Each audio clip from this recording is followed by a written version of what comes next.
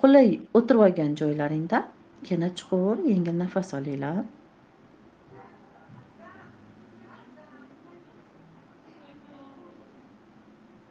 Nafas chiqaringlar. Nafas olinglar, nafas chiqaringlar.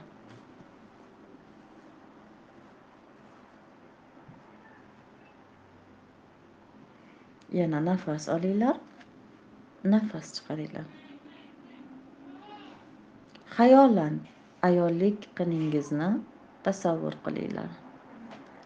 Gul tasavvur qilinglar. Gul holida tasavvur qilinglar. Xuddiki atirgul, qip-qizil atirgul holida tasavvur qilinglar. Bilasizmi, har bir gulni chiroyli bo'lib ochilishi, yashnashi, undan chiroyli ifor taralib turishi uchun unga yaxshilab e'tibor berish kerak. Unga sevgi berish kerak, unga mehr berish kerak, uni avaylash kerak, uni asrash kerak. Ya'ni sug'orib turish kerak, o'g'it berib turish kerak degandek. Sizni ayollik organizmga beradigan suvingiz, o'g'itingiz bu sizni mehringiz, sevgingiz. Juda ko'pchilik ayollar o'z jinsiy a'zosidan, o'z qinidan xijolat bo'ladi. Eng kam qaraydigan, eng kam ko'radigan organi ham ayollarning ayollik organi hisoblanadi. Juda kam ko'radi, juda kam e'tibor berishadi. Xuddiki hozir shu gul sizni qo'lingizda turibdi. Shu gul qo'lingizda turibdi. Ayollik qiningiz gul holida qo'lingizda turibdi. Uni hidlang, maza qilib, iforlari taralayotganini his qilib, sevgi bilan, mehr bilan barglarni silab qo'ying. Mening ayolligim, mening nafosatim, mening go'zalligim, mening xazinam, mening boyligim.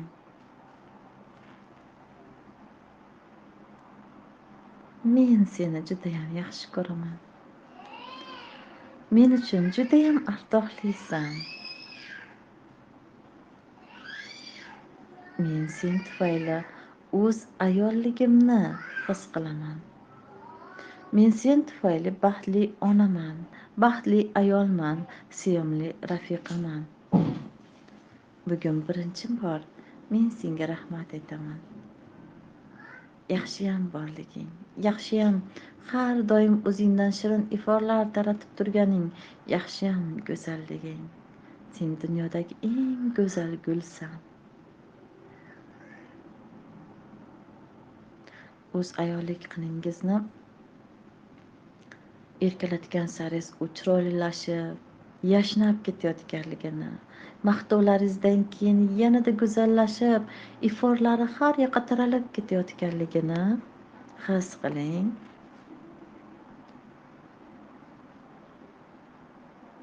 Endi unga qaratib ayting: sen kuchlisan, sen ko'p narsani uddalaysan. Bilaman, senga ishonaman. Sen zo'rsan, sen eng yaxshisan. Uni erkalab, yana o'ziga, ya'ni o'z o'rniga, ayollik jinsiy organizm o'rniga qo'ying. Xuddi atirgul misoli qo'ying. Endi sizni mana shu ayollik organizmdan xuddiki atirgul ifori taralayotganini his qiling. Undan xushbo'y hid taralayotganligini, u mazza qilayotganligini, erkalanib mazza qilayotganligini his qiling.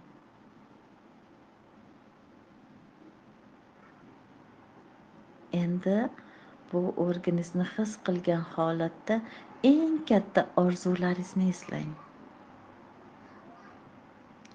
Qanaqa sovg'alar olishni xohlaysiz turmush o'rtog'ingizdan? Mashinangiz bo'lishini xohlaysizmi?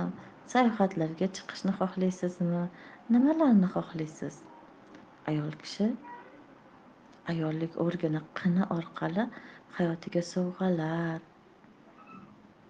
hayotiga farovonlik tortib olishi mumkin. Bu qurol sizda borligini bilarmidingiz? Bu qurolingiz ishlashini, shu narsalarga ishlashini bilarmidingiz? Agar bilmagan bo'lsangiz, hozir bilib oldingiz. Eslating, ifor taralib turgan atirgulingizga o'z orzularingizni eslating. Xotirasida qoladi. Bilasizmi? Endi siz turmush o'rtog'ingiz bilan munosabatga kirishgan paytingizda bu atirgulingizni, bu iforli gulingizni xotirasidagi bu siz bergan sevgi, mehr, orzular esida qoldi va energiya yig'di, o'zida kuch yig'di. Intim munosabat payti bu turmush o'rtog'ingizga judayam chiroyli energiya tarzida o'tadi. Kuch, quvvat, sevgi tarzida o'tadi. Va sekin-sekin turmush o'rtog'ingiz orqali siz orzu qilgan narsalar, ya'ni farovonlik hayotingizga kirib kela boshlaydi. Faqat siz turmush o'rtog'imni puli ko'payib ketsa, boshqa xotinga uylanib oladi, boshqasiga sarflaydi, xiyonat qiladi deb o'zingizni mana shunday yaxshi farovon hayotdan cheklab qo'ymasangiz bo'ldi. O'z qiningizga rahmat ayting, tashakkurlar ayting.